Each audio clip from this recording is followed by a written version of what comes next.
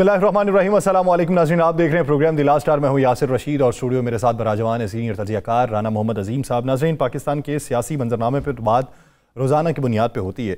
आज उस मंजरनामे पर बात करते हैं जिसमें सियासत के इन्वॉल्वमेंट ज़्यादा है। पाकिस्तान में कल के दिन एक फेस्टिवल मनाया जा रहा था। वो फेस्टिवल ये था कि एक हार के बाद हम जीत का इम्कान लिए बैठे थे और हम पुरज़्म बहुत दिखाई देते थे कि एक बहुत बड़ा हाई वोल्टेज टाकरा है जो भारत और पाकिस्तान की माबैन है। पाकिस्तान मेज़बान है, पुराने हिसाब सारे चुकता कर दिए जाएंगे। 2017 का मंजरनामा फिर से दोहराया जाएगा। हम डिफेंडर हैं, हम लेके आगे बढ़ेंगे। टीम मैदान में उतरती है, टॉस जीतते हैं और टॉस जीतने के बाद हम बैटिंग का फैसला करते हैं। लेकिन जो हमारा मुखालिफ कप्तान था, मुखालिफ कप्तान कहता है कि ये फैसला मेरे लिए मैटर नहीं करता कि ये पहले बैटिंग कर रहे हैं या बॉलिंग कर रहे हैं। मैं जिस अज़्म से मैदान में उतरा हूं उसी अज़्म को लेके मैदान में मेरी टीम जो है वो परफॉर्म करेगी। हम इब्तदाई तौर पे खेल रहे होते हैं और यूं लगता है कि जैसे हम टेस्ट मैच के लिए मैदान के अंदर उतरे हैं। हम डॉट बॉल्स खेलते हैं और पुराना जो रिकॉर्ड हमारा न्यूजीलैंड की टीम के मद्दे मुकाबिल था कि वहां पे 27 ओवर्स हमने डॉट बॉल खेले, तो हम वहां पे इतना बेहतर कर लेते हैं कि हम 25.3 ओवर्स जो हैं वो सिर्फ डॉट बॉल ही खेलते हैं और हम जाके हिंसा बनाते हैं कि ये डिफेंडर के तौर पे हमारे लिए हिंसा बहुत माकूल रहेगा। वो स्टेडियम जो जैम पैक दिखाई देता था, पाकिस्तान में करोड़ों शायकीन स्क्रीन के ऊपर नजरें जमाए खड़े थे कि अब बाबर परफॉर्म करेगा, रिजवान का बल्ला चलेगा, शाहीन शाह अफरीदी की गेंद घूमेगी, हारिस रऊफ कमाल का जादू दिखा देंगे, अबरार अहमद जो है वो विकेट ले बैठा है, अब ये विकेट्स की झड़ी लग जाएगी और भारतीय टीम जो है वो पवेलियन का रास्ता इख्तियार करेगी। लेकिन कोहली का बल्ला जो चला और जो घूमा, उसने जो आग उगली है और आप इससे अंदाजा लगा लें कि 7 चौके लगाए सिर्फ, लेकिन रन्स बिटवीन विकेट जो था वो ऐसी परफॉर्मेंस थी कि फिटनेस का लेवल दिखाई देता था। और हमारे यहां पे 22-23 साल के जो हमारे जवान, हमारे सपूत मैदान के अंदर उतरे हुए थे और उनके हालात जो दिखाई देते थे, यूं लगता था कि 80 साल की उम्र को पहुंच गए हैं। टांगे जो है वो लग्जिश के मारे हिल नहीं रही। एक बॉल को अगर पांव लग गया तो फिर 3 महीने के लिए बेड रेस्ट के ऊपर चले जाएंगे। इस मंजरनामे पे एक शेर जो है माकूल दिखाई देता है कि बड़ा स्कोर करना हो तो सांसें हाँप जाती हैं, डिफेंडिंग सिचुएशन हो तो कांपे टांग जाती हैं। ये वाली सिचुएशन कल हमने भुगती है और उसके बाद हम बतौर मेजबान जो है वो चैंपियंस ट्रॉफी के अंदर अपना सफर जो है वो इख्तिताम पजीर करवा चुके हैं। ये हमारी हालत है। इसी से बात का आगाज करते हैं। अगले सेगमेंट के अंदर पाकिस्तान के सियासी मंजरनामे के ऊपर गुफ्तगू की जाएगी। राना, हाँ जी, दिल के फफोले कितने जले हैं आपके, और वो जो मुहावरा है कि हूं सुकून है। बिस्मिल्लाहिर्रहमानिर्रहीम, वस्सलातु वस्सलामु अलैका या सय्यदी या रसूलल्लाह, अस्सलातु वस्सलामु अलैका या सय्यदी या हबीबल्लाह, ताजदार ख़त्मे नबूवत, जिंदाबाद जिंदाबाद। मैं सबसे पहले तो तुम्हें मुबारकबाद दूंगा यासर, आपने कल बड़ी अच्छी ट्रांसमिशन की। रिज़ल्ट क्या रहता है क्या नहीं यार, वेल डन सर, बड़ी अच्छी ट्रांसमिशन की आपने और आपने कौम को हौसला दिए रखा, नहीं तो पता नहीं की हो जाना थी। आज मैंने 2 स्टोरियाँ करनी थी यासर, 2 स्टोरियाँ थी। एक ये क्रिकेट की, एक स्टोरी थी शेखुपुरा में एक बहुत बड़ी करप्शन है, करप्शन करने वाले अफसर को सरकार ने मुअत्तल भी कर दिया। उस पर कल कर लेंगे स्टोरी, लेकिन आज जरा इस पे बात कर लेना, इस पे कर। या सर मैं एक तो ना, हमें पता नहीं क्यों एक ज़हन पे बात रखें, ये जो दुआएं होती हैं ना, ये भी बहादुरों के लिए होती हैं, बुज़दिलों के लिए दुआएं नहीं होती। जो बहादुर होते हैं ना, चाहे वो 1 हो, चाहे वो 2 हो, चाहे वो 100 हो, दुआएं उनके लिए होती हैं, दुआएं उनको लगती हैं। हमारी टीम ने दिल जीत लिए हैं। किसके? इंडिया के, इंडियन अवाम के। पाकिस्तान के जितने मुखालिफ थे ना, सबके दिल जीत लिए इन्होंने। क्या कमाल की टीम है यार। पहले तो मैं समझा टेस्ट मैच है। मैंने अपने बेटे से कहा, हसान से, मैं कहा हसान टेस्ट मैच है? उन्होंने कहा पापा क्या कह रहे, 1 डे है। और मैं कहा नहीं यार, जिस तरह ये खेल रहे हैं इतने डॉट बॉल, और यार ये तो टेस्ट मैच जो है उसमें भी बल्कि मैं कह रहा हूं कि कमाल के इन्होंने हमें करने में कोई कसर नहीं छोड़ी। अब आप कल जीता कौन है आपको पता है? इंडिया तो जीता दुनिया में बुक मेकर जीता। या सर मैं दूसरे पहलू पे आता हूं, बुक मेकर्स को किस तरह पता था? एक होता है कि पहले 2 ओवर्स में चौके 1-2 लगे, ठीक हुआ कि पाकिस्तान टीम खेलेगी। लेकिन होता क्या है यासिर साहब, ये मैं रिकॉर्ड पे ला रहा हूँ चीज़ें, और मैं कहूँगा उन अदारों को जो एक्शन करते हैं इस पर एक्शन करें ना, खुल के सब चीज़ें आ जाएगी सामने। पाकिस्तान को फेवरेट करार नहीं देते, इंडिया फेवरेट 40 पैसे रेट खुलता है यासिर साहब, ये ऑन रिकॉर्ड में चीज़ें आपको बता रहा हूँ। उसके बाद क्या होता है, मैक्सिमम 65 पैसे पे जाते हैं। जब स्टार्ट में पाकिस्तान ने अच्छा खेला, 1-2 चौके मारे, तो ये रेट जाना चाहिए था 90 पैसे। 80 पैसे। उसके बाद ये रेट नहीं खड़ा होता, नीचे आता जाता है, नीचे आता जाता है, नीचे आता। आज मैंने बड़ा इस पर काम किया कि यार रात को जाके अवाम को बताएं कि ये हमारी टीम जो है ना मॉडल टीम है, मॉडलिंग के लिए अच्छी है। इन्हें मुख्तलिफ मशरूबात की मशहूरियों में लाएं, इनके पास डेटा बहुत है, इनको वहाँ पे लाएं, इनकी तस्वीर जो है ना बोर्डों पे लगाएं, बोर्डों पे लगाएं, शो स्टॉपर के तौर पर बुलाएं। मैं कि इनको मॉडलिंग में ले आए यार। इनके क्रिकेट में कोई काम नहीं है, और यहां इनको बांग्लादेश भेजें सीखने के लिए, इनको अफगानिस्तान भेजें सीखने के लिए, इनको जिम्बाब्वे भेजें सीखने के लिए, इनको आयरलैंड भेजें सीखने के लिए। सर अमेरिका जैसी टीम से हमारे नहीं, वो तो बड़ी ताकतवर टीम थी ना यार, वो मुल्क भी तो ताकतवर है, क्या बात करते हैं, हर चीज उनसे हार जाते हैं। पता नहीं फिर मैं इसको सियासत में। उसके बाद आए कल अरबों रुपए का जुआ होता है, कितने में, मामा exchange, regal exchange, BP exchange, star exchange. अच्छा, ये सारी जो होती हैं। उसके बाद मैंने आज ना एक बड़ा बहुत इस काम का जो बंदा मास्टर था ना, उसको मैंने पूछा, मैं कि ये हुआ क्या है। उसने कहा यार आप किस टीम के ऊपर इतबार कर बैठते हैं। मैंने कहा क्या मतलब। उसने कहा इस मुल्क के अंदर सिर्फ आप इन लोगों को पकड़ लें तो आपको पता चल जाएगा जो खरबों रुपया पाकिस्तान का लेके बाहर जा रहे हैं, किन किन खिलाड़ियों से राब्ते होते हैं, किस तरह इन्हें पता होता क्या होता है। उन्होंने उसमें कहा मेरी आज है ना कि नहीं, इसलिए ज़रा मोबाइल करीब करके लिखा हुआ है इस पर। उनका बीपी एक्सचेंज, फास्ट बेट, सुपर बेट, मामा एक्सचेंज, उसका ये इतनी बढ़िया है कि सोच नहीं सकता, ईगल एक्सचेंज, उसके बाद स्टार बेट, टैक्स बेट, मोस्ट बेट, बेट विनर, स्पोर्ट्स बेट, बेटमैक्स लाइफ। कि ये सारे जो थे ये वो थी एक्सचेंज जो वेबसाइटें थी जिस पे पहले से ही था कि भारत जीतेगा, इंडिया जीतेगा, और खरबों रुपए का जुआ इस पे हो रहा था भारत की जीत पे। और इन बैट्स पे बाकायदा ये हो रहा था, एक लफ्ज था फैंसी, कि पाकिस्तान पहले 5 ओवर में इतना स्कोर नहीं कर सकेगा, अगले 5 ओवर में भी इतना नहीं कर सकेगा। उसने कहा ये वाहद मैच था जिसमें जितनी फैंसियां, उन्होंने कहा इतना स्कोर नहीं कर सकेगा। इस तरह लगता था जैसे बैट्समैन को हिदायत थी कि अगर आखिरी बॉल पे सिंगल करनी है तो वो भी नहीं करता था। उसने कहा कि क्या बात कर रहे हो आप। सर मैंने दादोशुमार निकाले 2024 के वर्ल्ड कप के, मालूम पड़ा कि पूरा टूर्नामेंट जो उसके सारे मैचेस 900 मिलियन उसका जो बजट था वो था, यानी उससे जो अर्न किया गया या उस पर जो खर्च किया गया, और सिर्फ पाक इंडिया मैच जो था वो 3 ट्रिलियन का था। मैं इसमें आपको बड़ा क्लियर बता दूं, ये इसी तरह की फिर ये स्टोरी है, ये सारा कुछ है कि कल जुआरिया जीता, इंडिया जीता, कल वो सारे लोग जीते जो समझते थे कि हमने हारना है। मुझे तो खदशा है कि अब हम बांग्लादेश से ना हार जाएं। जीत के कौन सा कप ले लेंगे? नहीं, जीत ना भी जीते, एक अवाम की तवक्कुआत होती है ना, खुशियाँ होती है। आपको लगता है कि सर टूर्नामेंट से बाहर होके अवाम की तवक्कुआत ये होंगी? मुझे रात कल ना मुझे मेरे एक दोस्त ने फ़ोन करके ना मैच के दौरान कहा, राना साहब क्या बनेगा? मैं कहा 9 बजे या दुनिया निकलेगी या हम टूर्नामेंट से बाहर निकलेंगे, और ज़्यादा चांस हमारे ही टूर्नामेंट से बाहर निकलने थे, हम टूर्नामेंट से बाहर हो गए। पाकिस्तान में मैंने पूछा बहुत से बुक मेकर से, मैंने कहा यार क्या आप क्या बताते हैं, क्या सूरत हाल है, कौन मैच जीता है, ये क्या सूरत हाल रही है सारी? उसने कहा जी पाकिस्तान के हर बुक मेकर को पता था, हर बुक मेकर को पता था कि इंडिया ने जीतना है और पाकिस्तान 250 स्कोर नहीं करेगा। उसने कहा इस पर रेट निकाला हुआ था, रेट। अब 250 स्कोर होता नजर आ रहा था, नहीं नजर आ रहा था, वाज़े नजर आ रहा था कि 250 स्कोर हो जाएगा। कहां पर सर? नहीं, जिस वक्त आखिर में वो खड़ा था खुशदिल शाह, तो नजर आ रहा था कि 250 स्कोर हो जाएगा, लेकिन नहीं हुआ ना।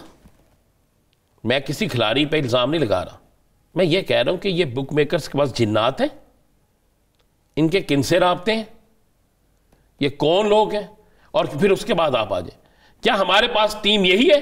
सर मुझे बता देना, मुझे बताएं, मुझे टीम यही है?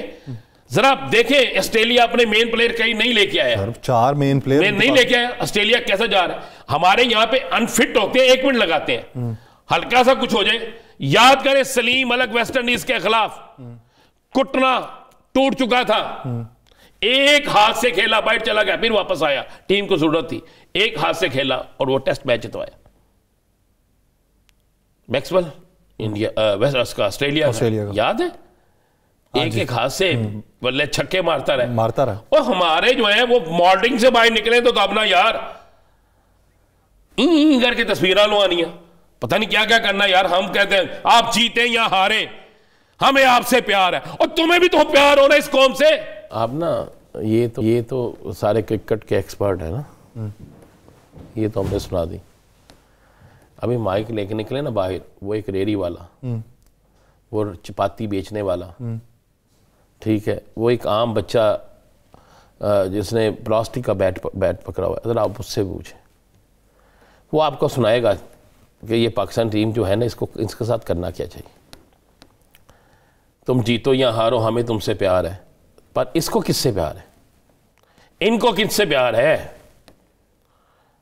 ना होता इजाजत, पाबंदियां ना होती टीवी पे कि आप सब कुछ बोल दे, तो मैं बताता इन किसको किस से प्यार है, किसको कितना किस चीज से प्यार है, कौन कौन किस जगह किस से मिलता है, सब बताता है यासर साहब। आप हो, मैंने कहा कि आपने बड़ा अच्छा प्रोग्राम किया, हौसले बढ़ाते रहे, पर इन्होंने भी हौसला कोई देना ला होवे, और चौका ही नहीं बोंग देना था। सर आप ये देखें 7वें नंबर पे आने वाला छक्का लगा रहा है, 7वें नंबर पे आने वाला। सर जी मैं अर्ज कर रहा हूं, अगर ये नीयत से खेलें ना, नीयत से खेलें तो अल्लाह की कसम प्रॉब्लम ही कोई नहीं, लेकिन इनमें नीयत आए कहाँ से, मुझे बता देना। मेरा तो ज़हन था कि कल उस्मा भारी का मुझे ट्वीट बड़ा अच्छा लगा, क्या बहुत काम उन्होंने इस टीम के लिए किया। उन्होंने कहा ये टीम, अब हम मैच देखेंगे इंटरनेशनल टीमों के, फर्स्ट क्लास टीमों के, ये टीम इस काबिल ही नहीं है। ठीक कहा उसने, बिल्कुल मैं इत्तेफाक करता हूँ, ये इस काबिल ही नहीं है, इनको लाए। इससे बेहतर है हम पाकिस्तान में PSL होता है ना जी, PSL में लड़के निकल आएंगे, 1 साल हम नहीं जीत सकेंगे ना, 2 साल नहीं जीत सकेंगे, तीसरे साल जीत जाएंगे। क्या हम किंग बना के हम बैठे हुए हैं, क्या मुझे बताया ना शाहीन शाह अफरीदी क्या किया, एक बोल्ड कर दिया, उसके बाद क्या हुआ सर 78 स्कोर का है आप, मैं कह रहा उसके बाद क्या हुआ, बॉलिंग बोल गई, लाइन एंड लेंथ ही नहीं है, इन्हें वो कख भी नहीं गा।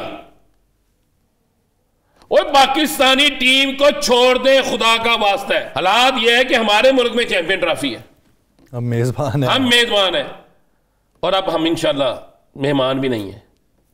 हमने चैंपियन ट्रॉफी सुने आगे वापस आगे सोए हुए हैं, हमने चैंपियन ट्रॉफी का सफर सर 3 दिन में मुकम्मल कर लिया। और यार थोड़ा दिन तो निकाल लेते, रमज़ान शरीफ तक आ जाते हैं, रमज़ान में दुआएं करते हैं हम यार, और कबूल हो जाती हैं यार। ये क्या टीम है।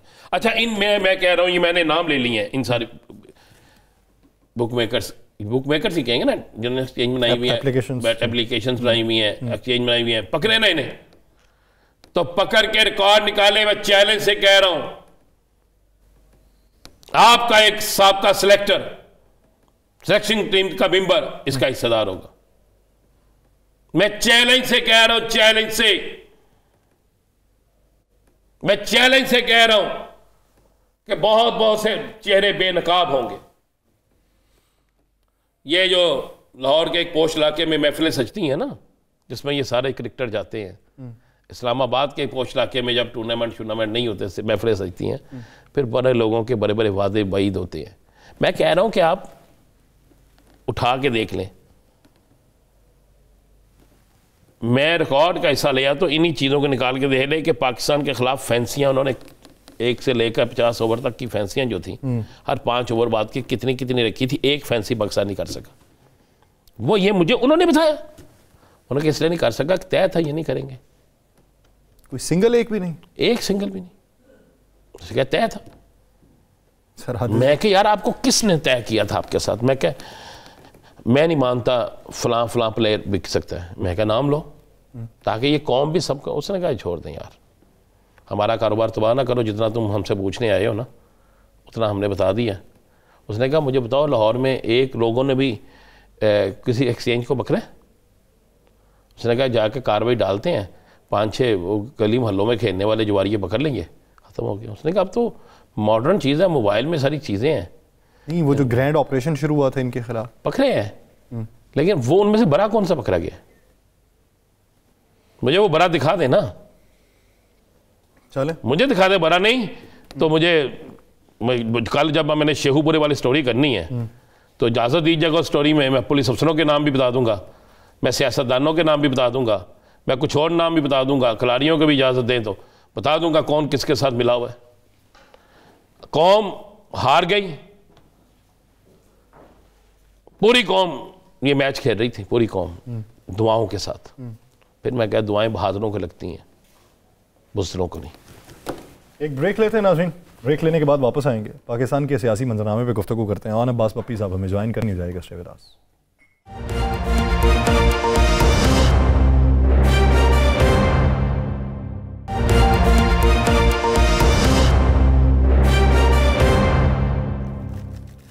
ब्रेक के बाद खुशामदीद नाज़रीन। मौजूदा मंजरनामे में अगर देखा जाए तो पाकिस्तान तहरीके इंसाफ इस वक्त किस तगोदो में? अगर बात करें सियासी मंजरनामे की तो सियासी मंजरनामे में ग्रैंड अपोजिशन इत्तेहाद की बातें हो रही थी। अब उसके अंदर अगर देखा जाए तो जमीयत उलमा इस्लाम पे एक बड़ी जमात, उसको शामिल करना है, उसके कुछ तहफ़्फ़ुज़ात हैं, वो बाय रिटन भी दिए हुए हैं, गुफ्तो शुनीद के अंदर भी किए हुए हैं, और जवाब ये मिल रहा था पाकिस्तान तहरीक इंसाफ की जानिब से कि तमाम तहफ़्फ़ुज़ात दूर कर दिए जाएंगे और वो ग्रैंड अपोजिशन अलाइंस का हिस्सा बनेंगे। अब वो हुकूमत से भी ये बात कर रहे हैं कि अभी तो हम ग्रैंड अपोजिशन अलाइंस का हिस्सा नहीं बने, आप हमसे बात कर लें, वो जो तहफ़्फ़ुज़ात उनसे हैं, कुछ तहफ़्फ़ुज़ात आपसे भी हैं, आप दूर कर लें। अगर वो दूर करते हैं तो हम ग्रैंड अपोजिशन अलाइंस का हिस्सा नहीं बनते। तो इस पूरे मंजरनामे में अगर देखा जाए तो तहरीक इंसाफ को सिस्टम में रहने का मशवरा दिया जा रहा है। अब सिस्टम में रहना पाकिस्तान तहरीक इंसाफ के लिए क्या ज़रूरी है, या सिस्टम से निकलना पाकिस्तान तहरीक इंसाफ के लिए सूदमंद साबित होगा? और इस पूरे मंजरनामे में तहरीक इंसाफ बानी पाकिस्तान तहरीक इंसाफ की रिहाई के लिए भी तहरीक चलाना चाहती है। एक तहरीक ईद के फौरी बाद जिसका ऐलान कर रखा है, उसके लिए तैयारियां किस हद तक हैं, या फिर अभी वो बातों तक ही महदूद है? इसी बारे में बात करेंगे। हमें ज्वाइन किया है पाकिस्तान तहरीक इंसाफ के सीनियर रहनुमा सेनेटर ऑन अब्बास पप्पी साहब ने। ऑन अब्बास पप्पी साहब, बहुत शुक्रिया आपके वक्त का।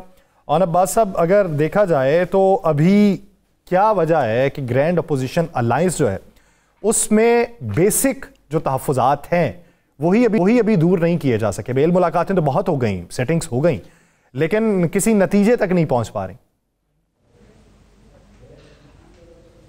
बिस्मिल्लाहिर्रहमानिर्रहीम। यासिर साहब, देखिए, हम दो जमातों का जो तारीखी पस मंज़र है वो इतना ज़्यादा मतलब पॉजिटिव नहीं रहा। हम एक बहुत शदीद किस्म के ब्रूटल किस्म के अपोनेंट रह चुके हैं, और इसमें कोई दूसरी राय भी नहीं है कि हमने एक दूसरे के खिलाफ बड़ी सख्त किस्म की सियासत की थी। आपको याद है कि हमारी जब गवर्नमेंट थी उस वक्त मौलाना साहब 2 दफ़ा इस्लामाबाद तशरीफ़ लाए थे, एक तरह श्रीनगर हाईवे पे अपोजिशन को लीड करके जो इस वक्त की गवर्नमेंट है इनके साथ, और एक दफ़ा वो सुप्रीम कोर्ट के बाद तशरीफ़ लेके आए थे जस्टिस अता बंदियाल के खिलाफ, या उस वक्त सुप्रीम कोर्ट के जो चीफ जस्टिस इनके खिलाफ।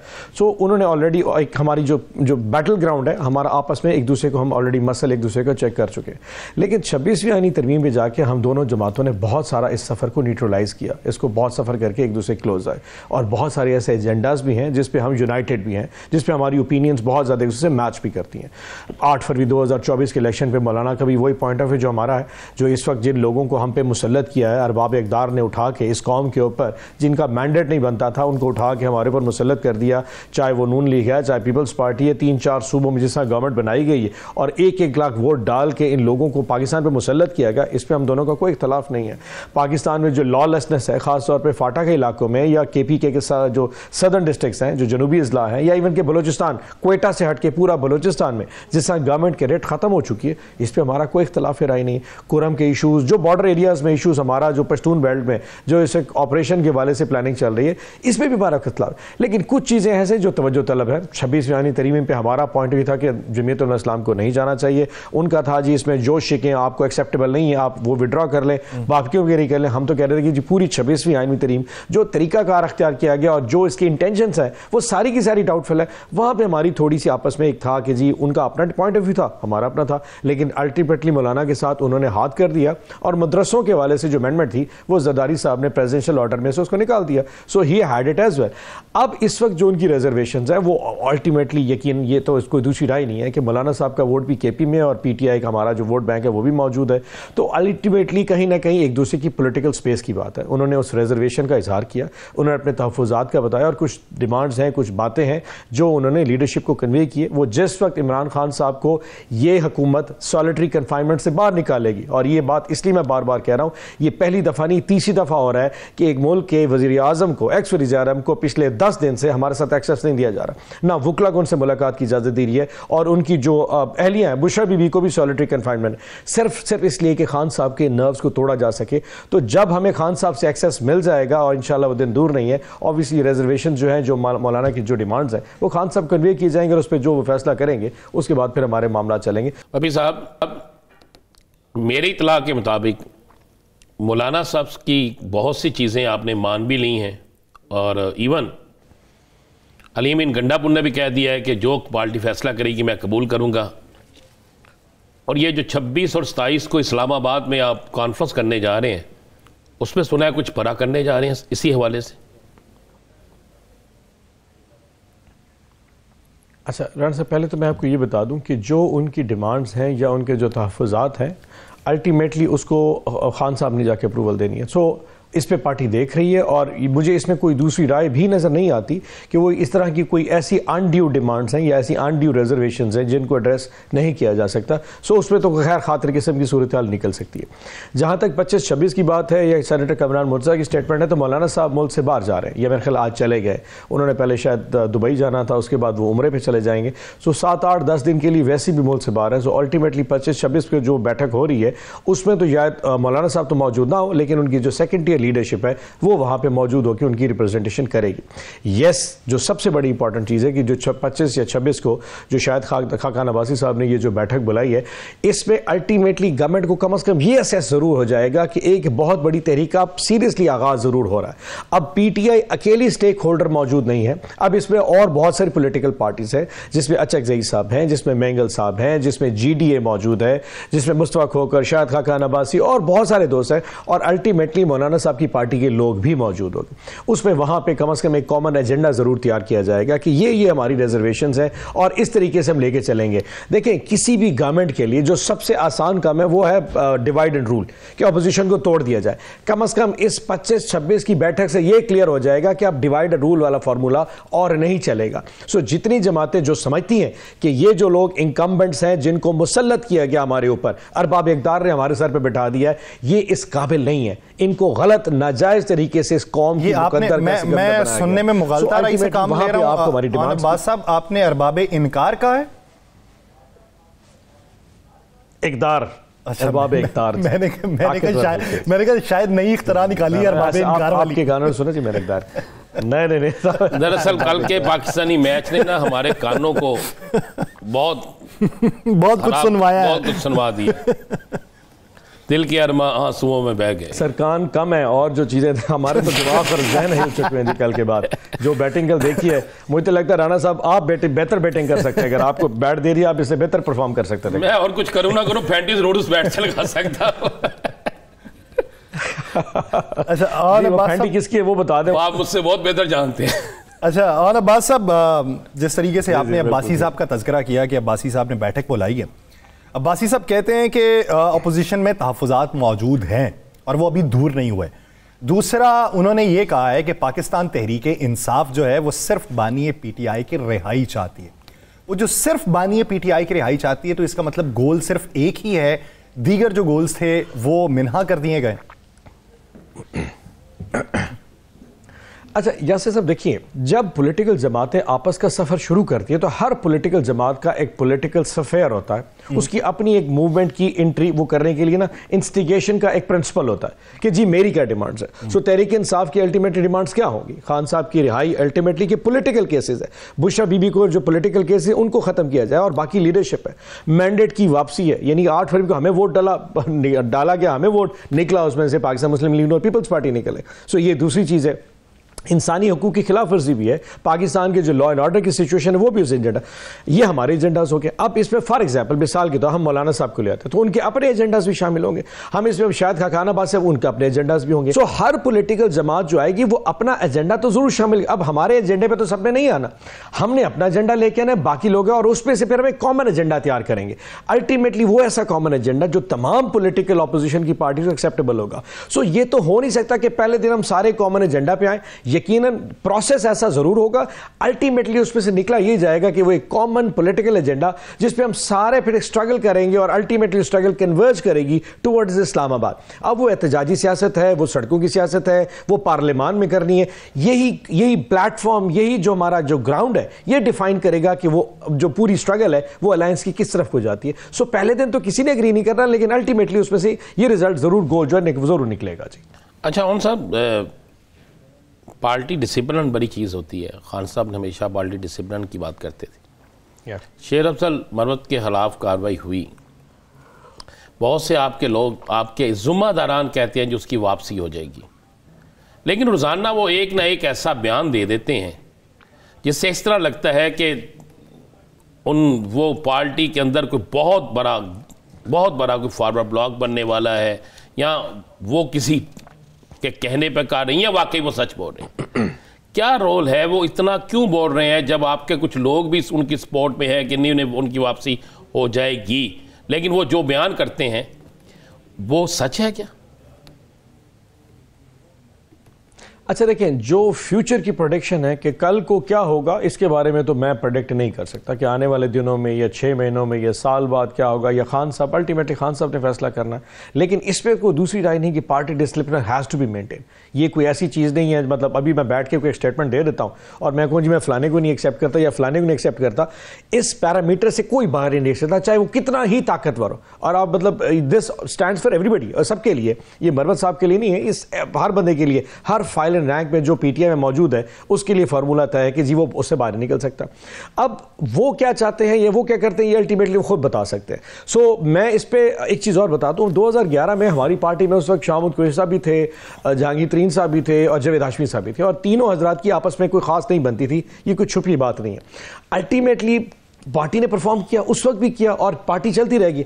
हमारे उस वक्त जो कॉन्फ्लिक्ट थे उसमें फिर ग्रुप्स भी बने होते और ये हर जमात में होते, को पीटीआई में नहीं था पहली दफ़ा, उसके बावजूद किया। 2024 का जब इलेक्शन हुआ था तो उस वक्त तो पार्टी की लीडरशिप मौजूद नहीं थी, मेजॉरिटी लीडरशिप जो है ना वो छोड़ के जा चुकी थी, या जो बाकी ग्राउंड में मौजूद थी वो अपने घरों में मैसूर थी और जूम कॉल्स के ऊपर पार्टी मीटिंग चल रही थी, तब भी पार्टी ने परफॉर्म किया। सो तो आपके ख्याल में इस किस्म का जो कॉन्फ्लिक्ट है या इस किस्म का कहीं पर अगर किसी ने कोई पार्टी डिसिप्लिन खराब है उससे पार्टी को नुकसान पहुंचेगा? नहीं, जब तक अल्लाह हयाती दे, इमरान खान साहब अल्लाह मौजूद है यहाँ पे और पाकिस्तान की आवाम की मोहब्बत उनके साथ है, मैं क्या मेरे जैसा कोई भी आ जाए लीडर, मेरे कुछ कहने से करने से पार्टी को कुछ नहीं होने लगा। सर मैं ठीक है, अगर अब्बास साहब वो लोग जिन्होंने पार्टी के लिए काम किया, मुश्किल वक्त में भी काम किया, बड़ा नाम भी कमाया और तनकीद भी सही है या अब इल्जामात भी लग रहे हैं तो एक अलग मामला है, लेकिन वो लोग अगर सिर्फ और सिर्फ ये कहें कि पार्टी ठीक नहीं है तो ये एक अलग मामला है, शख्सियाती इख्तलाफ हो तो अलग मामला है। लेकिन अगर वो पर्सन स्पेसिफिकली बात करना शुरू कर दें और मुख्तलिफ लोगों के बारे में बात करें, जिस तरीके से वो कहते हैं कि आदिल बाज़ई को स्टैंडिंग कमेटी का मेंबर बनाने के लिए 3 करोड़ की रिश्वत मांगी गई, फिर वो कहते हैं कि खान साहब को किस किस ने मुट्ठी में किया हुआ है, ये उनको जाके बातें गलत बताते हैं। अब इस तरह की बातें करीब माजी करीब का बंदा जो मुतहर्रिक भी बहुत ज्यादा रहा है वो कर रहा हो, तो क्या उसको सिर्फ इसलिए सरफे नजर कर दिया जाएगा कि वो पार्टी से अब निकाला जा चुका? अच्छा एक अर्ज करें, एक तो मतलब जब उनकी एक्सपेल का ये लेटर आया था तो अल्टीमेटली उसके नतीजे में सबको पता था कि मरवत साहब की स्टेटमेंट्स इस तरह की आएंगी, तो ये कोई ऐसी चीज़ नहीं जो अनप्रडिक्टेबल हो, दैट वाज वेल इन वो मतलब एंटिसिपेटेड था कि ऐसा होना ही है, नंबर 1। अब क्या ये स्टेटमेंट्स दुरुस्त हैं या गलत है, ऑब्वियसली ये बता सकते हैं, वो उनको उनके नॉलेज में होगा, मेरे नॉलेज में ऐसा कुछ नहीं है, ही मस्ट बी नोइंग, वो उसका जवाब खुद दे सकते हैं। मैंने तो आपको बहुत सिंपल तरीके से कहा कि इस तरह की किसी भी हरकत या काम की वजह से तहरीक इंसाफ को कोई नुकसान नहीं होने लगा। सो अल्टीमेटली ये तो खान साहब को जब ये दोबारा रिपोर्ट जाएगी तो फिर फैसला करेंगे उन्होंने उसको कहाँ लेके जाना है। बट मैं उसको कहूँ कि इस वजह से पाकिस्तान के लोगों में अगर ये परेशानी है कि मरवत साहब की इन स्टेटमेंट्स की वजह से पार्टी टूट फूट का शिकार हो जाएगी और पार्टी बिल्कुल क्रम्बल करके नीचे गिरेगी, ऐसा कुछ ही नहीं लगा। आप पाकिस्तान तहरीक इंसाफ में सिर्फ एक इमरान खान मौजूद हो और अवाम मौजूद हो, बाकी हम सबको निकाल दिया जाए, हम एक दूसरे के दस्तों गुरबा भी हो जाए, तब भी तहरीक इंसाफ को कुछ भी नहीं होने लगा। सो ये नॉन इशू है, ये इररेलेवेंट इशू है जिसको नेशनल लेवल पर हम इतना ले आते हैं और फिर समझते हैं कि कुछ भी अजीम साहब ऐसा, यासिर भाई कुछ भी ऐसा नहीं होने लगा सर। ठीक और भाई आज एक खबर चल रही है और बड़ी तेज़ी से गर्दिश कर रही है खबर के दोबारा से बैकडोर राब्ते शुरू हो गए हैं, इसमें कोई हकीकत है? अच्छा, मेरे ऐसे नॉलेज में नहीं है कि अगर ऐसा कोई राब्ता है भी सही, लेकिन जैसे हर बंदा ये बात टॉक शोज़ पे आ करता है, मैं भी देखता हूँ, आप भी देखते हैं कि कहीं ना कहीं जो लोग इन एस्टैब्लिशमेंट के साथ कांटेक्ट में होंगे वो बात कर रहे होंगे, लेकिन ऐसा ना हमारे नॉलेज में है ना खान साहब के नॉलेज में लाया गया है। अगर वैसे आपस की बात है राणा साहब कि अगर किसी ने बात करनी है तो उसको बैक चैनल डिप्लोमेसी की जरूरत नहीं है। अडियाला को मेरे कंट्रोल में तो है नहीं, ना आपके कंट्रोल में। अडियाला के एक्सेस जिनके पास है, जिन लोगों की जो मॉनिटरिंग कर रहे हैं, जो वहाँ पे अपने सारे कैमरे लगा के बैठे हैं, उनके पास है। अगर उन्होंने बात करना तो उनको बैक से आने की जरूरत नहीं, वो फ्रंट से भी जाएं तो किसी को पता कोई नहीं लगना। और अल्टीमेटली बात तो उन्होंने खान साहब से ही करनी है, कोई मेरे से तो करनी नहीं है। तो वो जब भी चाहेंगे बात हो सकती है, उसके लिए सिर्फ और सिर्फ मोटिवेशन चाहिए। क्या आप वाकई चाहते हैं कि पाकिस्तान हैजान की कैफियत से बाहर निकले? क्या आप वाकई चाहते हैं कि पाकिस्तान जिस तरीके से बलूचिस्तान और केपी में जो इशूज चल रहे हैं, जो पाकिस्तान की पंजाब की अवाम को जिस तरह महसूर किया गया, जिस तरह पाकिस्तान की सहाफत को फंसा दिया है पीका के लॉ में, जिस तरह पाकिस्तान के किसान को फंसा दिया है 2400 रुपए की गंदम बेचने के ऊपर, क्या ये इशूज पाकिस्तान को आगे लेके जा सकते हैं? जब आप ये फैसला कर लेंगे नहीं, पाकिस्तान ऐसा नहीं चल सकता, जो पाकिस्तान के लोगों के दरमियान और हमारे जो एक जो सिस्टम है उसके दरमियान जो एक दूरी पैदा हो गई है, उस गैप को फिल करने के लिए एक शख्स मौजूद जिसका नाम इमरान खान है, क्या उसको लाए बगैर आप ये गैप फिल कर सकते हैं? जब आपके जहन में ये बात आ गई, ये अडियाला है, यहां से इस्लामाबाद से हार्डली 30 मिनट से जहां मैं बैठा हूं, जिसने जाना है वो जाके खान साहब से बात करेगा। ऑब्वियसली खान साहब बात प्रिंसिपल्ड करेंगे। खान साहब ने ये नहीं कहना compromise settlement, it has to be principled based on some policy making, जिसमें खान साहब ने कहना है कि ठीक है ये चीजें ऐसी हो सकती हैं। तो उसके लिए किसी मुझे या किसी भाई और को इस्तेमाल करने की जरूरत नहीं है। वो अल्टीमेटली कभी भी अगर ऐसा होता तो चीजें पिछले 1 साल से कहीं ना कहीं पहुंच चुकी थी। जिन लोगों ने ये फैसला करना है, जिस शख्स ने ये फैसला करना है, जब उन्होंने ये असेस कर लिया कि अब इमरान खान के बगैर पाकिस्तान आगे मूव नहीं कर सकता, और ये दूर नहीं है, ये असेसमेंट शायद उनको हो चुकी है, and they know it at heart कि पाकिस्तान फंस चुका है। हम कहीं ना कहीं अब उस जमूद में हैं जो कि मुल्क कौम आगे नहीं जा रही, और कौम एक जगह पे खड़ी है और सिस्टम दूसरी जगह खड़ा है। अल्टीमेटली देखिए, खान साहब ने जो लेटर लिखा था उसमें एक चीज बड़ी इंपॉर्टेंट, इस वक्त जो बलूचिस्तान में हमारी फौज जो कुर्बानी दे रही है वो बहुत बड़ी कुर्बानी है, और उसको एक्नॉलेज ना करना उससे बड़ी ज्यादती है। जब कौमें इस चीज को एक्नॉलेज नहीं करती तो लोग डिमोटिवेट होते हैं। लेकिन जो लोग जिन्होंने ये रैट्रिक बिल्ड करना है, जिन्होंने ये नैरेटिव बनाना है, जो इस्लामाबाद में आपके सिस्टम को चला रहे हैं, शहबाज शरीफ और इनकी जो गवर्नमेंट है, उनकी अपनी क्रेडिबिलिटी नहीं होगी तो रैट्रिक कैसे बनेगा? वो लोगों को कैसे पावर कराएंगे? हजूर हमारी फौज ये कुर्बानी दे रही है, हमारी फौज जो बॉर्डर बैठी है, लेकिन क्योंकि इनकी जबान से कुछ भी कहा, चाहे वो दिन हो और ये कहें जी दिन है, लोग नहीं मानेंगे क्योंकि इनका करैक्टर ही कोई नहीं है। जो डिग्गियों में बैठ के गए हो, जिस तरीके से चोरी मैंडेट करके वजीर आज़म बने, उनकी लोगों पे कोई एतबार मौजूद नहीं। ऐसा सिस्टम, ऐसा लोग जो जिसकी क्रेडिबिलिटी हो, जब वो बात करेंगे यार ये आपकी फौज कुर्बानी दे रही है, स्टैंड बिहाइंड इट, लोग कौम पीछे खड़ी हो जाती है। इस वक्त हालात ये है कि वो जो क्वेटा से जो बस आती है, जो पंजाब को आती है, पिछले 3 महीने में 3 वाकयात में 100 से ज्यादा लोगों को आईडी कार्ड चेक करके, जिनका पंजाब का आईडी कार्ड उन गोली मार के मार दिया गया, कोई बोला तक नहीं है। मैं एक लोधरा में एक शख्स के घर गया, वो लड़का नहीं था, मैंने उसके वालिद से पूछा क्या डिप्टी कमिश्नर लोधरा या असिस्टेंट कमिश्नर तुम्हारे पास आया या गवर्नमेंट ने कोई इमदाद? उन्होंने कहा किसी ने पूछा भी नहीं है, बल्कि यह कहा था कि इसका जो सामान का बक्सा है हफ्ते 10 दिन में वो भिजवा दे। जहां गवर्नमेंट इतनी कमजोर हो कि वो अपने लोगों को सिक्योरिटी ना दे सके, उनकी पीछे कौन खड़ा होगा? सो जिस वक्त सिस्टम ने फैसला कर दिया कि इमरान खान वाहिद हल है इस सिस्टम के गैप को फिल करने का, ये अडियाला में जाके बात करेंगे और इंशाल्लाह अगले दिन कौम दौड़ती नजर आएगी आपको। जिस दिन फैसला कर लिया, असेसमेंट आपके नज़दीक हो चुकी है और वो दिन करीब ही है कि जिस दिन फैसला हुआ और वापस सिस्टम में इमरान खान दिखाई देंगे। बहुत शुक्रिया आन अब्बास पप्पी साहब इस हवाले से अपना वक्त देने के लिए। नाज़रीन एक ब्रेक लेते हैं, ब्रेक के बाद वापस आएंगे, इसी के ऊपर बात को कंटिन्यू किया जाएगा, कहीं नहीं जाएगा। Stay with us.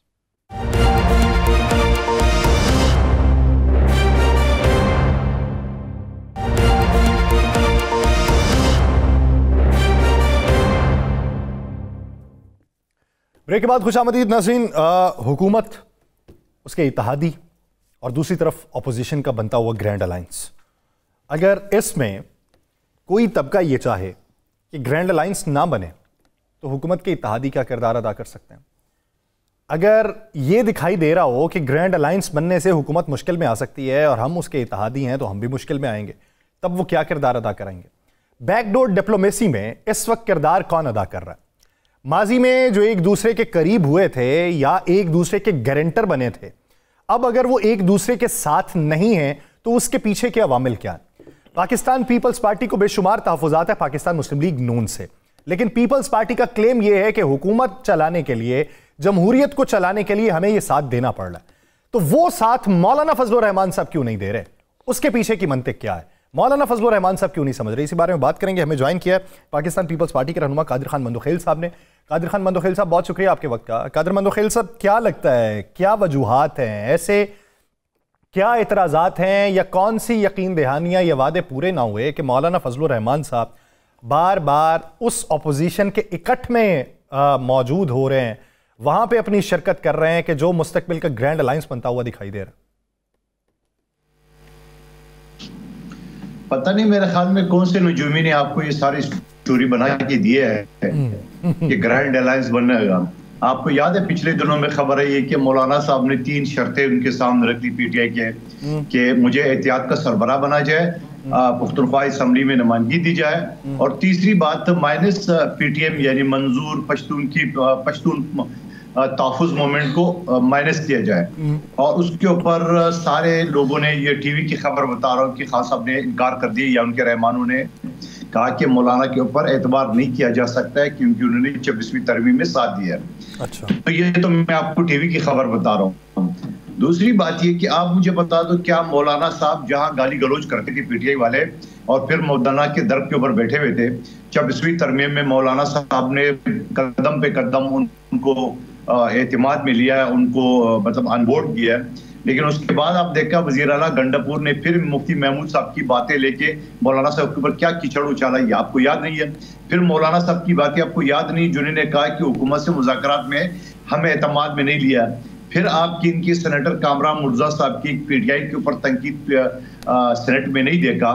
तो ये मौलाना साहब को तो आप भूल जाओ ये सर, नंबर 1 बात। अच्छा। दूसरी बात ये महमूद खान चकजई साहब की जहां माजी में ये मजाक उड़ाते थे और उसके बाद उनको टीटीपी का सरबरा बनाया है, यानी तहरीक तहफ़्फ़ुज़ पाकिस्तान का सरबरा बनाया है, और फिर जब उन्होंने कहा कि मैं तो सियासी आदमी हूँ और मुझे सियासी पार्टियों से यानी पीपल्स पार्टी और नून लीग से बात करनी पड़ेगी, तो इमरान खान साहब ने उस बेचारे को साइडलाइन कर दिया। उसके बाद आपने टीटीपी कर दिया सर। वो टीटीपी नहीं है, टीटीएपी है सर, तहरीक तहफ़्फ़ुज़ आईने पाकिस्तान है सर।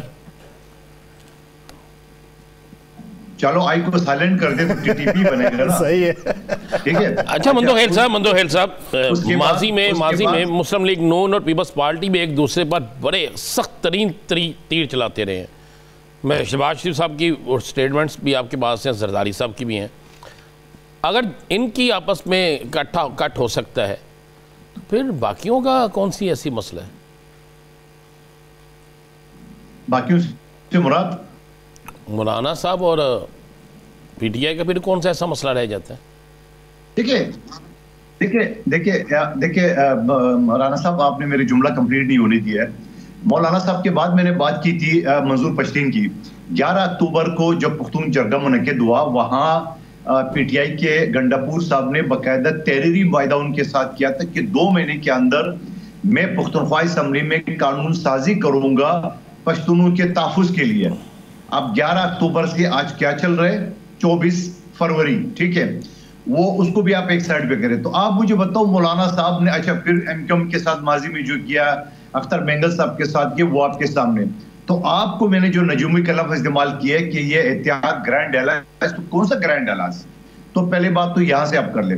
दूसरी बात, आपने जब मुस्लिम लीग नून और पीपल्स पार्टी, आज भी हमारे तहफ़्फ़ुज़ात है, आज भी हमारे गवर्नर के बयानात आपके सामने, आज भी हमारे सीसी की मीटिंग के सारे मिनट्स आपके सामने आ चुका है जिन्होंने तहफ़्फ़ुज़ात का इज़हार किया। आज भी पीपल्स पार्टी में एक अदना वर्कर के हिस्से से पिछली असम्बली में मैंने मुखालफत की, आज भी मुखालफत करूं, क्योंकि हमारा मुकाबला इलेक्शन में हर हाल में नून लीग के साथ होना है।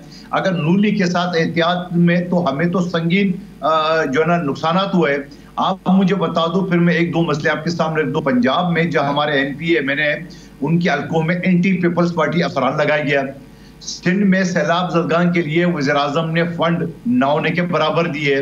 शहबाज शरीफ साहब दौड़े दौड़े पिकनिक मनाने कराची आता है मेरे हल्के में, या शहबाज शरीफ साहब का हल्का को जो अभी मुखबर खास मुस्तफ़ा कमाल को बिठाया गया, यहाँ पे K5 मनसूबा हमने बनाया था और एन टाइम पे शहबाज शरीफ साहब ने इनकार कर दिया।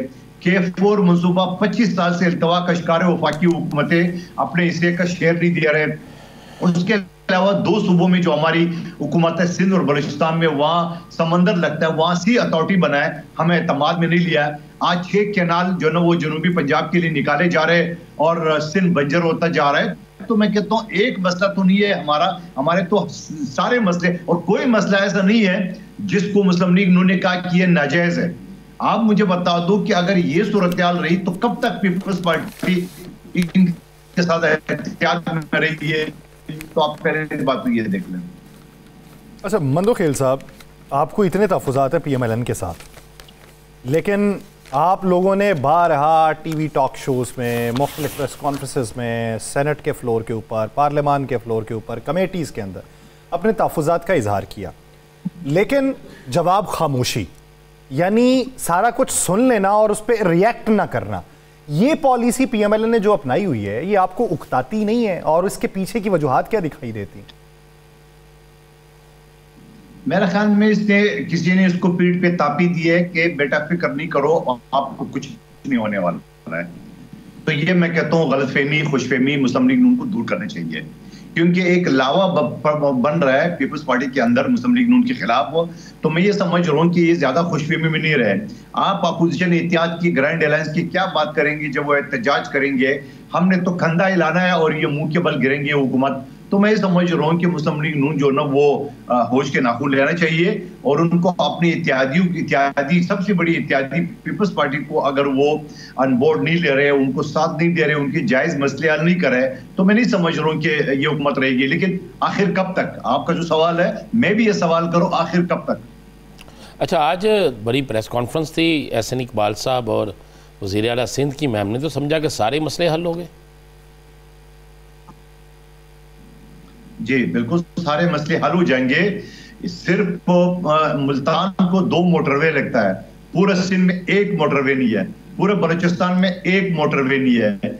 और वज़ीर आज़म तो आपने ये गिले किए आज एहसन इकबाल साहब ने जो कराची सक्कर और हैदराबाद मोटरवे, सुन ले, सक्कर हैदराबाद मोटरवे का जो इफ्तिताह किया है। पंजाब में मोटरवे 11 महीने में तैयार होता है, यहाँ 3 साल में मुकम्मल नहीं होता है। बलूचिस्तान का 1 रोड है जो आज तक डबल नहीं बन सकता, मोटरवे तो दूर की बात है। हाँ साहब, एक तरफ वो काफ़ी गर्मा गर्मी भी दिखा रहे हैं कि ये भूल है पाकिस्तान मुस्लिम लीग नून की, और दूसरी तरफ मुश्तरका प्रेस कॉन्फ्रेंसेस भी हैं।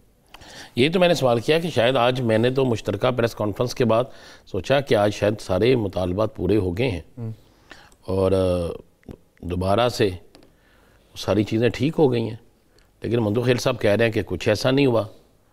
तो अब उनसे रब्ता मुनक़ता हो गया है।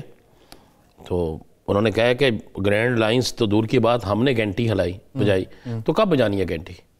मेरा ये सवाल अक्सर पीपल्स पार्टी के रहनुमाओं से रहता है कि जब आप कहते हैं कि आपकी आवाम बढ़ चुकी है, ठीक नहीं है और आप आवाम के लिए हैं, तो फिर घंटी बजाने में प्रॉब्लम क्या? घंटी के आगे कोई दीवार बनी हुई है, क्या है? या सर एक सवाल तो हमने मंदोखेल साहब से पूछना था ना। मुझे लगता है वो जो घंटी बजानी है वो घंटी को ही उतार के, घंटी से याद है मुझे तो उस दिन बड़ा मजा आया कि जिस दिन गवर्नर KP के सिंध ने कहा कि अगर तहरीक इंसाफ को कुछ मसले हल करने हैं तो गवर्नर हाउस की घंटी बजाएं, तो मैंने कहा MKM को भी कह देते वो उनके जो मसले हैं वो भी वहाँ पे हल हो जाते। ये घंटी हम गली चौकों मोहल्लों में लगा ना दें, गवर्नमेंट को लगा देनी चाहिए कि जिसका जो मसला है वो एक घंटी बजाए। अच्छा, पहले मैं सोचा था ना बोतल चिराग जलाएं वो जिन्न आ जाता है, क्या हुक्म है बाबा, तो ऐसा ही कोई हो जाए। तो अब तो घंटी बजाएं तो शायद कोई आ जाए आगे। पाकिस्तान के सियासी मंजरनामे पर राना साहब दिन और रात का मालूम ही नहीं पड़ता कि कौन सा टाइम चल रहा है कौन सा नहीं। बैनुल अक़वामी मंजरनामे की बात करते हैं। राना साहब, जो कल जनाजा था, लबनान की आवाम जो में निकले और लब्बैक या सैयदी के नारे लगाए गए, मर्ग बर इजराइल के नारे लगाए गए, और ऐसे वक्त में कि जब इजरायली जहाज़ निचली परवाज़ों के ऊपर थे, तो वो जो खौफ तारी करने के लिए इजरायली तैयारे आए और जवाब में मर्ग बर इजराइल के नारे नीचे से जो गूंजे, तो वो क्या कैफियत थी जो पूरा सैयद हसन नसरुल्लाह को खराज अकीदत पेश किया गया और जोशो जज्बा पैदा हुआ? देखिए, मैं समझता हूँ कि उस खित्ते में मुसलमान जाग रहा है, उस खित्ते में शहादत का जज्बा हर शख्स के जहन में, हर शख्स के दिल में। क्या इतने बड़े जनाजे देखे? क्या उस जनाजों में इस तरह के लोगों का जोशो जज्बा देखा? बच्चे लेके आए हुए हैं साथ, बच्चे, और 5 माह बाद तदफीन हो रही है। और 5 माह बाद तदफीन भी हो रही है, और तदफीन के मौके पर भी आप देखें कि कोई खौफ नहीं, कोई बगदड़ नहीं कि ऊपर से कोई बम फेंक देगा, ऊपर से फायरिंग कर देगा, ऊपर से कुछ और हो जाएगा। कोई किसी को खौफ नहीं है।